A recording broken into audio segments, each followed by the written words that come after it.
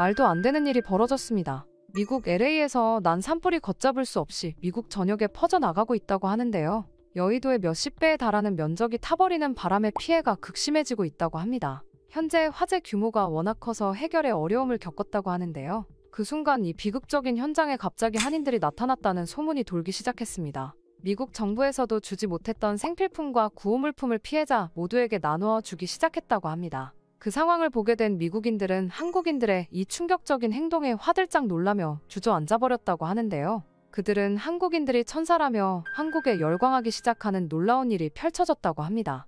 도대체 한국이 무슨 짓을 벌인 건지 바로 들려드리겠습니다. 안녕하세요. 저는 미국 CNN 사회부 기자 엘리입니다. 사실 저는 한국을 정말 싫어했습니다. 일하다 만난 한국인 동료 지훈 씨 때문이었죠. 지훈을 처음 만난 건 첫 출근 날이었습니다. 처음에는 그저 일 욕심이 대단하고 커리어를 소중하게 생각하는 사람이라고 생각했어요. 하지만 시간이 흐를수록 그의 충격적인 만행들을 보게 되면서 그 사람이 너무나 무서워졌습니다. 어느 날 제 커리어에서 가장 중요한 기회가 찾아왔습니다. 영향력 있는 정치인과의 독점 인터뷰를 맡게 된 거였죠. 몇 주에 걸쳐 현장을 누비며 취재했고 마침내 핵심적인 독점 정보들을 확보할 수 있었어요. 하지만 기쁨도 잠시, 며칠 뒤 충격적인 소식을 접하게 되었습니다. 지훈이 제가 취재한 내용과 거의 동일한 기사를 먼저 제출했다는 사실이었죠. 그의 기사에는 제가 취재한 정치인과의 인터뷰 내용이 거의 그대로 담겨 있었고 세부적인 정보까지도 일치했습니다. 물론 지훈 씨는 그 기사가 우연의 일치라고 했지만 저는 그날 이후 한국인은 타인의 것을 베끼고서도 인정하지 않는 아주 몰상식한 사람들이라고 여기게 되었죠. 하지만 그날 보게 된 그 충격적인 광경으로 인해 모든 것은 180도 뒤바뀌게 되었습니다. 몇 달이나 지난 지금도 그날 있었던 일들이 생생합니다. 그날도 평소와 다름없이 CNN LA 지국에서 취재 회의가 있었습니다. 저는 막 시내에서 있었던 대규모 시위 현장을 취재하고 돌아와 기사를 작성하고 있었어요. 그때 갑자기 속보가 들어왔습니다. LA 북부 지역에서 대형 산불 발생, 강풍으로 인해 주거 지역으로 급속도로 확산 중. 처음에는 평소와 다름없는 LA 지역 산불 뉴스라고 생각했죠. 상사는 제게 산불이 점점 거세지고 있다며 당장 취재를 가라고 했습니다. 그래서 저는 별 생각 없이 카메라를 챙기기 시작했어요. 그러던 중 뉴스 화면에 비친 지역을 보는 순간 가슴이 덜컥 내려앉았습니다. 그곳은 제가 동생 제니와 함께 살고 있는 아파트가 있는 곳이었으니까요. 제니야, 전화 좀 받아. 오늘 아침. 제니는 오늘 수업이 없는 날이라며 하루 종일 집에서 쉴 거라고 했었죠. 평소라면 금방 받았을 전화였는데 자꾸만 음성사서함으로 넘어갔어요. 불안한 마음에 회사를 뛰쳐나와 집으로 향했지만 이미 도로는 전면 통제된 상태였습니다. 죄송합니다. 더 이상 진입이 불가능합니다. 제 동생이 저 안에 있어요. 제발. 아무리 CNN 기자 신분증을 보여주며 애원해도 소용없었습니다. 멀리서 보이는 검은 연기 속에서 불길이 치솟고 있었어요. 그리고 그 순간 큰 폭발음과 함께 성광이 번쩍였습니다. 나중에 알게 된 사실이지만 그때가 우리 아파트의 가스관이 폭발한 시점이었죠. 저는 그 자리에서 몇 시간을 서 있었는지 모르겠습니다. 다리에 힘이 풀려 주저앉아 있는데 누군가 제 어깨를 두드렸어요. 브라운 씨, 죄송합니다만 그 순간 소방관의 표정만 봐도 알 수 있었습니다. 제니는 이미 이 세상 사람이 아니었어요. 아파트 20층에서 발견된 그녀의 마지막 모습은 노트북 앞에 앉아 업무를 하다가 갑작스러운 화재로 미처 빠져나오지 못한 채 뜨겁게 죽어갔습니다. 그 순간 이상하게도 어릴 때 바쁘다는 핑계로 제니를 놀아주지 않았던 날들이 생각나더라고요. 언니, 나 놀아줘. 저는 뉴욕의 중산층 가정에서 자랐어요. 아버지는 월스트리트의 금융인이었고 어머니는 고등학교 영어교사였죠. 그들은 제가 언론인의 꿈을 키우는 동안 항상 든든한 지원군이 되어주었습니다. 특히 10살 차이 나는 여동생 제니는 제게 더할 나위 없이 소중한 존재였어요. 부모님의 늦둥이였던 제니는 제가 대학교에 입학할 무렵 태어났습니다. 처음에는 나이 차이가 많이 나서 어색할 거라고 생각했지만 오히려 그 차이가 우리를 더 특별하게 만들어주었죠. 제가 실습 기자로 일할 때도 제니는 언니가 쓴 기사 다 스크랩했어 라며 저희 이로 패임을 자처했어요. 가끔은 제가 취재하러 가는 현장에 몰래 따라오기도 했죠. 그럴 때마다 저는 괜히 더 으쓱해졌답니다. CNN에 입사했을 때도 제니는 누구보다 기뻐해 주었어요. 우리 언니가 CNN 기자라니 내가 더 자랑스러워 라며 SNS에 자랑을 하고 다녔죠. 입사 첫날 제니는 아침 일찍부터 와서 제 옷차림을 체크해주고 격려의 쪽지까지 써주었어요. 그런 동생의 응원 덕분에 저는 더욱 열정적으로 일을 시작할 수 있었습니다. 그렇게 사회부 기자로서의 제 삶은 빠르게 안정을 찾아갔습니다. 꾸준한 성과를 인정받아 LA 지국으로 발령받게 되었고 그곳에서 제 커리어는 더욱 빛나게 되었어요. LA의 부촌인 비버리힐스에 작은 아파트를 마련했고 제가 꿈꾸던 성공한 기자의 모습에 한 걸음 더 가까워졌습니다. 그 무렵 제니도 LA에 있는 대학교에 진학하게 되어서 함께 살게 되었죠. 저는 아침이면 제니와 함께 세련된 카페에서 브런치를 즐기고 오후에는 영화 프로듀서들과의 미팅을 가졌죠. 저녁에는 LA의 유명 레스토랑에서 업계 관계자들과 식사를 하며 네트워크를 쌓았습니다. 겉으로 보기에 제 삶은 완벽해 보였을 거예요. 실제로 많은 사람들이 부러워했고 소셜미디어에 올린 제 일상은 항상 뜨거운 반응을 얻었습니다. 그렇게 저는 제 인생이 항상 탄탄대로일 것이라고 생각했어요. 하지만 실상은 달랐죠. 제 전부와 마찬가지였던 제니와 고급 아파트가 불타버리니 뭘 어떻게 해야 할지 모르겠다는 생각뿐이었습니다. 취재를 해야 했지만 손에 잡히지가 않았습니다. 함께 온 동료는 패닉한 제 얼굴을 보고는 혼자서라도 취재를 하겠다며 뛰어다니기 바빴죠. 한편 집을 잃어버린 LA 시민들은 임시 대피소인 체육관으로 향했습니다. 하지만 말이 대피소지 체육관에는 그 어떤 것도 준비되어 있지 않았죠. 이재민 수백 명이 모인 이곳에서는 매일 같은 불만이 터져나왔어요. 재난 대응을 하는 FEMA의 담당자들은 복잡한 서류 절차만 강조했고 실질적인 도움은 전혀 없었죠.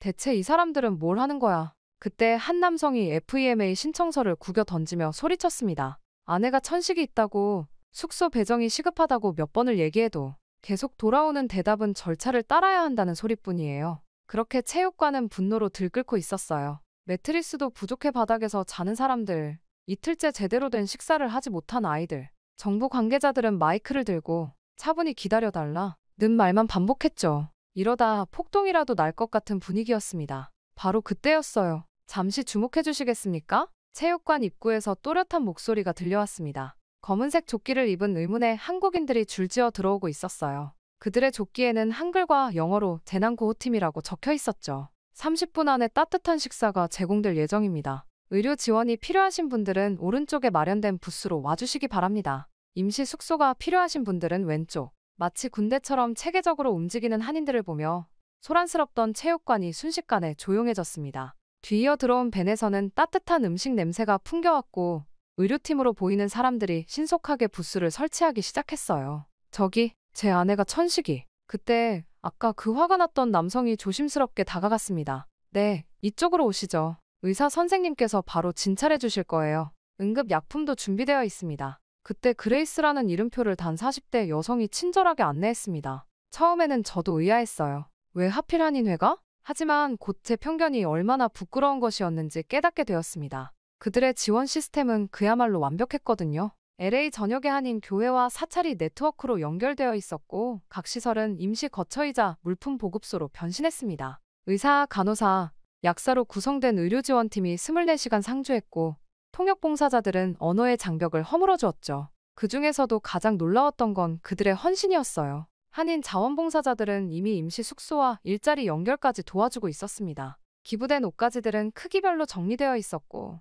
아이들을 위한 임시 돌봄교실까지 운영되고 있었죠. 특히 그레이스는 마치 오래 준비해온 것처럼 체계적으로 일을 처리해 나갔습니다. 그녀의 지휘 아래 한인 봉사자들은 마치 하나의 유기체처럼 움직였어요. FEMA가 복잡한 서류 심사를 하는 동안 그들은 이미 실질적인 도움을 제공하고 있었습니다. 그렇게 며칠이 지나자 체육관의 분위기는 완전히 달라졌어요. 절망에 빠져있던 사람들의 얼굴에 조금씩 희망이 보이기 시작했고 한인 봉사자들을 보면 자연스럽게 미소를 짓게 되었죠. 이런 큰 도움을 왜 하시는 거예요? 제 질문에 그레이스는 잠시 생각하더니 말했습니다. 우리도 한때는 이방인이었으니까요. 누구보다 이 아픔을 잘 알아요. 그렇게 이야기를 들어보니 그들은 대가를 바라지 않았습니다. 오히려 더 도움이 필요한 곳이 없는지 살피며 묵묵히 자신들의 일을 해나갔어요. 이런 모습을 보며 제 안에 있던 편견들이 하나둘 깨져나가기 시작했습니다. 제니를 잃은 슬픔은 여전했지만 이 한인 봉사자들을 보며 처음으로 작은 위로를 받았어요.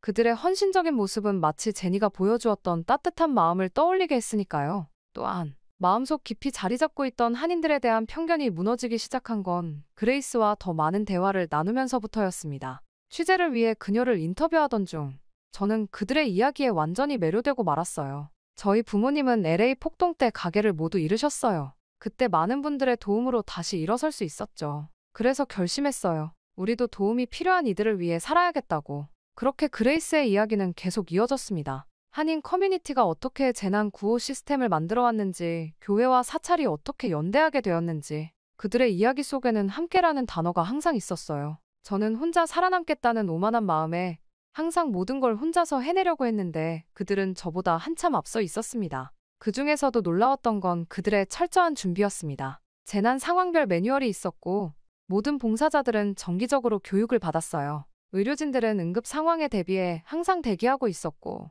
임시 숙소는 24시간 운영되었죠. 우리는 작은 일부터 시작했어요. 처음에는 교회에서 도시락 몇 개 나누는 것부터. 그레이스의 말에 다른 봉사자가 이어 말했습니다. 맞아요. 그러다 점점 더 많은 분들이 동참하시면서 지금의 시스템이 갖춰진 거죠. 한인 의사 선생님들, 간호사분들, 약사분들 다들 자발적으로 나서주셨어요. 특히 인상 깊었던 건 그들의 네트워크였습니다. LA 전역의 한인 상점들이 물품을 기부했고 식당들은 매일 따뜻한 식사를 제공했어요. 한인 부동산 중개사들은 임시 거처를 연결해 주었고 변호사들은 무료 법률 상담을 해주었죠. 처음에는 우리끼리만 도왔어요. 하지만 점차 깨달았죠. 도움이 필요한 사람은 우리만이 아니라는 걸요. 이제는 인종에 관계없이 모든 이웃을 돕고 있습니다. 한 번은 제가 늦은 밤까지 취재를 하고 있었는데 한 할머니 봉사자가 다가왔어요. 아이고, 아가씨, 밥은 먹었어요? 여기 김치찌개 좀 먹어봐요. 그 순간 왈칵 눈물이 나더라고요. 제니가 생각났거든요. 제니도 항상 이렇게 저를 챙겨주곤 했었는데 그 시간 동안 봉사자들은 24시간을 세 교대로 나눠 일했습니다. 새벽에도 누군가는 항상 깨어있어 도움이 필요한 사람들을 맞이했죠. 놀라웠던 건 그들 대부분이 본업이 따로 있다는 거였어요. 낮에는 직장에서 일하고 밤에는 봉사를 하는 분들이었죠. 힘들지 않으세요? 라는 제 질문에 한 봉사자가 답했습니다. 물론 힘들죠. 하지만 우리가 안 하면 누가 하겠어요? 이게 바로 우리가 살아가는 방식이에요. 그들의 헌신을 보며 저는 많은 것을 깨달았습니다. 진정한 영웅은 화려한 겉모습이 아닌 묵묵히 타인을 위해 봉사하는 사람들이라는 것을요. 제가 전에 그토록 집착했던 성공과 명예가 얼마나 공허한 것이었는지도 말이에요. 그렇게 한인 커뮤니티는 저에게 새로운 시각을 선물해 주었습니다. 이제는 매일 아침 거울을 볼 때마다 다짐해요. 저도 그들처럼 누군가에게 도움이 되는 사람이 되자고. 그것이 아마도 제니가 진정으로 바랐을 때 모습일 테니까요. 시간이 흘러 한 달쯤 지났을 때였습니다. 봉사자 중 한 분이 특별한 손님을 소개해 주셨어요. 이분은 박영호 할아버지세요. 한국전쟁 참전용사시죠. 여든이 넘은 나이에도 반듯한 자세로 서 계신 할아버지를 보며 이상한 기운이 느껴졌습니다. 나는 1950년에 미군으로 참전했다네. 그때 한국인들이 얼마나 고마웠는지 지금도 잊을 수가 없어. 할아버지의 이야기는 계속 이어졌습니다. 전쟁 중에 한국 민간인들이 미군들을 어떻게 도왔는지, 심지어 자신들의 식량을 나눠주기도 했다는 이야기. 그래서 난 이제 그 빚을 갚고 있는 거야. 한인들이 이렇게 우리를 도와주는 것처럼 우리도 그들에게 받은 은혜를 잊지 말아야 해. 더 많은 참전용사들의 이야기를 들으며 저는 깊은 감동을 받았습니다. 그리고 본격적인 취재를 시작해야겠다는 생각이 들었습니다. 참전용사야말로 떵떵거리며 내가 최고라 믿으며 가장 중요한 것을 잊은 미국인들에게 보여줄 최적의 소재라고 생각했거든요. 저는 그렇게 한국 전쟁 참전용사들의 계속 듣기 시작했습니다. 70년이 지난 지금까지도 이어지는 이 인연과 감사의 마음이 놀라웠어요. 그리고 한인 커뮤니티의 봉사가 단순한 선행이 아닌 오랜 역사와 전통에서 이어져 온 것임을 알게 되었죠. 미스 브라운, 이건 단순한 봉사가 아니에요. 우리의 정체성이자 DNA라고 할 수 있죠. 그레이스의 말이 가슴 깊이 와닿았습니다. 그렇게 한인들은 자신들이 받은 도움을 잊지 않았고 그것을 다시 베풀고 있었던 거예요. 이런 선순환의 역사를 알게 되면서 제 안의 편견은 완전히 사라졌습니다. 대신 그 자리를 깊은 존경심이 채워갔죠. 그렇게 참전용사 할아버지의 이야기를 들은 미국인들은 더 많은 이야기를 듣고 싶다며 모임을 만들었어요. 참전용사들의 모임은 매주 목요일마다 열렸습니다. 처음에는 몇 분 안 계셨는데 소문이 퍼지면서 점점 더 많은 분들이 찾아오셨어요. 백발이 성성한 노병들은 한인 봉사자들을 만나면 꼭 안아주셨고 한국말로 감사합니다를 연신되내셨죠. 특히 기억에 남는 건 존 밀러 할아버지의 이야기였습니다. 1951년 겨울 내가 부상을 당했을 때였지. 한국의 어느 시골 마을에서 주민들이 나를 숨겨주고 치료해줬어. 그들도 먹을 것이 부족했을 텐데 매일 죽이라도 끓여다 주셨지. 그때 맺은 인연으로 내 딸이 지금 한국어를 가르치고 있다네. 이런 이야기들이 하나둘 모이면서 저는 취재를 마쳤고 새로운 다큐멘터리를 기획하게 되었습니다. 잊혀진 영웅들의 귀환이라는 제목으로 한국전쟁 참전용사들과 아닌 커뮤니티의 인연을 다루기로 한 거죠. 우리가 받은 사랑을 돌려주는 거예요. 70년 전이나 지금이나 서로 돕는 건 같은 거 아닐까요? 그레이스의 이 말은 다큐멘터리의 핵심 메시지가 되었습니다. 그렇게 촬영을 하면서 더 많은 이야기들이 쏟아져 나왔어요. 전쟁 중에 한국 아이들을 입양한 참전용사들, 한국에서 평생을 살기로 한 퇴역군인들, 한국과 미국을 잇는 다리가 되어준 분들. 그들의 이야기는 마치 끝없이 이어지는 끈처럼 현재와 과거를 연결하고 있었습니다. 놀라웠던 건 이런 유대감이 단순히 과거의 기억으로 멈추지 않았다는 거예요. 참전용사들의 자녀, 손주들까지 한인 커뮤니티와 깊은 관계를 맺고 있었고 서로를 진정한 가족처럼 여기고 있었죠. 이제 저는 이해합니다. 왜 한인들이 이토록 헌신적으로 봉사하는지, 그들에게 공동체가 왜 그토록 중요한지를. 그것은 단순한 선행이 아닌 오랜 세월 이어져 온 감사와 사랑의 실천이었던 거예요. 영웅들의 귀환, 잊혀진 전쟁, 잊지 못할 인연. 이것이 제가 만든 다큐멘터리의 제목입니다. 되돌아보면 6개월간의 제작 과정은 마치 치유의 여정과도 같았어요. 한국전쟁 참전용사들을 한 분 한 분 만나면서 그들의 이야기는 제 마음속 깊은 상처를 어루만져 주었습니다. 난 한국에서 인간의 참모습을 보았네. 죽음의 공포가 가득한 전쟁터에서 서로를 돕는 모습을. 그들은 적군도 아군도 가리지 않고 도왔어. 존 밀러 할아버지의 떨리는 목소리는 카메라에 고스란히 담겼습니다. 그렇게 다큐멘터리는 참전용사들의 과거 이야기로 시작해 현재 LA의 한인 커뮤니티로 이어졌습니다. 70년의 시간을 뛰어넘어 여전히 이어지고 있는 인연. 그것은 마치 운명과도 같았죠. 산불 피해 현장에서 만난 한인 봉사자들의 모습은 70년 전 전쟁터에서 미군들을 도왔던 한국인들의 모습과 오버랩되었어요. 이게 바로 진정한 영웅이야. 한 참전용사의 손자가 한인 봉사자들을 바라보며 한 말입니다. 할아버지가 늘 말씀하셨어. 진정한 영웅은 TV에 나오는 사람들이 아니라 묵묵히 타인을 위해 헌신하는 사람들이라고. CNN에서 방영된 이 다큐멘터리는 예상보다 훨씬 큰 반향을 일으켰습니다. 시청자들은 잊혀진 전쟁 속에서 발견한 인간의 이야기에 감동했고, 많은 사람들이 자신들도 모르고 있던 한인 커뮤니티의 선행에 놀라워했어요. 하지만 저에게 이 작품은 단순한 다큐멘터리 그 이상이었습니다. 제니를 잃은 후 처음으로 제가 진정으로 하고 싶은 일을 찾은 거였죠.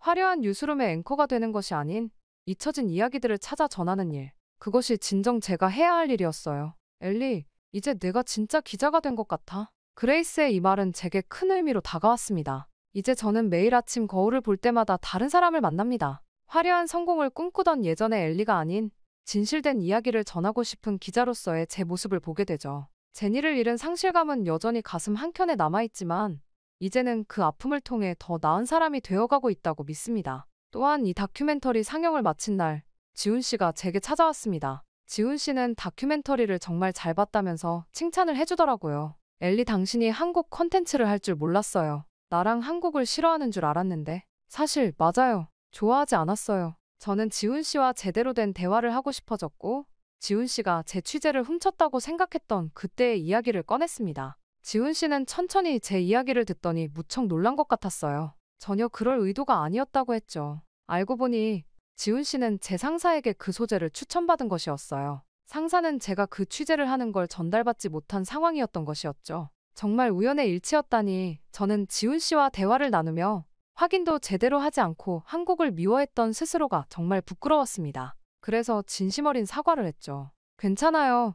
실수는 누구나 하는 거고 다음부터 그러지 않으면 되니까요. 그렇게 시간이 흘러 저는 한국 컨텐츠를 자주 다뤘고 미국 사람들은 한국이 그렇게 대단한지 몰랐다며 열광했어요. 소위 대박을 친 거죠. 그렇게 CNN 내부에서는 한국 컨텐츠를 잘 다루고 가장 많이 취재하는 기자가 되었답니다. 특히 매년 6.25가 되면 저는 참전용사들과 한인 커뮤니티가 함께 모이는 추모식을 취재합니다. 그들이 부르는 아리랑을 들으며 저는 생각해요. 진정한 영웅은 바로 이런 모습이라고. 서로를 기억하고 돕고 사랑하는 것. 그것이 바로 우리가 되찾아야 할 인간성이 아닐까요? 이제 저는 새로운 꿈이 생겼습니다. 잊혀진 이야기들을 찾아 전하는 것, 그리고 그 속에서 우리가 잃어버린 인간성을 되찾는 것. 그것이 제니가 진정으로 바랐을 제 모습이라고 믿습니다. 처음에 저는 성공이라는 단어를 참 단순하게 정의했던 것 같아요. CNN의 유명 앵커가 되어 화려한 스포트라이트를 받는 것, 비버리 힐스의 고급 아파트를 가지는 것, 사회적 영향력을 얻는 것.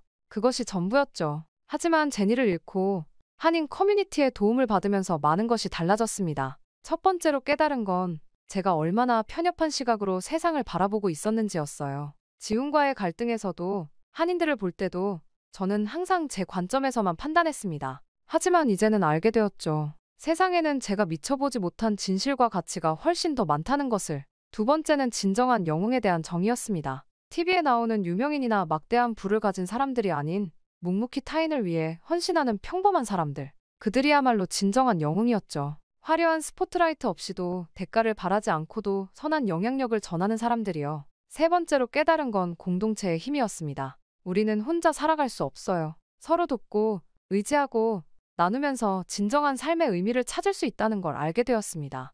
한인 커뮤니티가 보여준 그 놀라운 연대의식은 제게 큰 깨달음을 주었어요. 마지막으로 가장 중요한 깨달음은 진정성에 관한 것이었습니다. 기자로서 저는 늘 특종을 쫓고 있었죠. 하지만 이제는 압니다. 중요한 건 시청률이나 조회수가 아니라 얼마나 진실된 이야기를 전하느냐는 것을. 그것이 제가 앞으로 나아가야 할 방향이라는 걸. 이런 깨달음들은 제 삶을 완전히 바꿔놓았습니다. 이제 저는 매일 아침 거울을 볼 때마다 다짐해요. 더 나은 사람이 되자고, 더 넓은 시각으로 세상을 보자고, 그리고 진정으로 의미 있는 이야기를 전하자고. 그것이 아마도 제니가 진정으로 바랐을 제 모습일 테니까요. 제니를 잃은 상실감은 여전히 제 안에 있습니다. 하지만 이제는 그 아픔이 저를 더 성장시키는 밑거름이 되었어요. 때로는 가장 큰 상처를 통해 가장 큰 깨달음을 얻는다는 말이 맞나 봅니다. 제 이야기는 여기까지입니다. 긴 이야기를 들어주신 모든 분들께 감사의 말씀 전하고 싶네요. 행복하세요. 오늘의 사연 재미있게 들으셨나요? 오늘의 사연이 마음에 드셨다면 구독과 좋아요를 눌러주세요. 여러분의 구독과 좋아요는 계속해서 좋은 사연을 소개할 수 있는 힘이 됩니다. 이상 감동저장소였습니다.